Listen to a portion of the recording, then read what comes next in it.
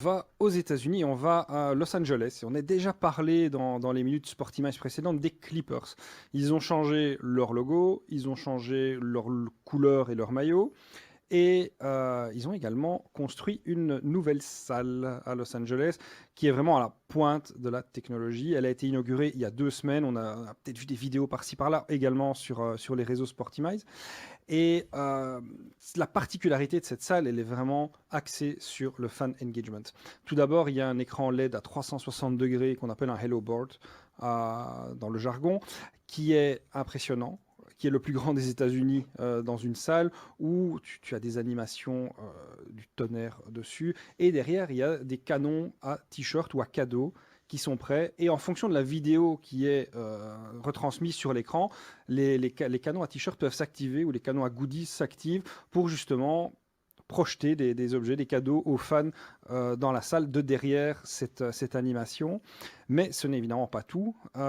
Les VIP ont des sièges vibrants, donc ils peuvent avoir un massage pendant leur match. Donc ça peut détendre, surtout quand leur équipe favorite, elle perd. Mais les autres sièges dans la salle ont également une particularité. Ils ont tous d'un côté un port USB, ce qui permet de se charger son téléphone par exemple.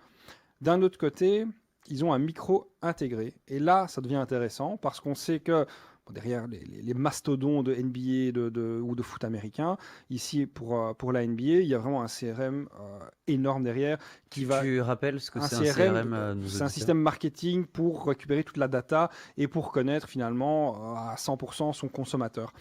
Et là, évidemment, ce CRM est basé avec cette salle, donc on sait exactement qui est assis où, quel est le patron de consommation du spectateur.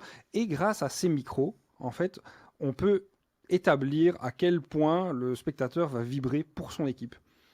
Et donc, en fonction de ces cris, des décibels que ça émet, après, le supporter ou le spectateur des Clippers est relié à l'application de son même club, ou de sa franchise en l'occurrence, et il aura des réductions au fan shop ou sur sa nourriture par après en fonction de son statut de fan. Est-ce qu'il est très excentrique, très bruyant, ou justement est-ce qu'il est très très calme.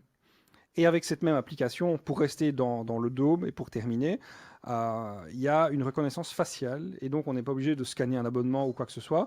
On peut se montrer à l'entrée et on rentrera dans le dôme.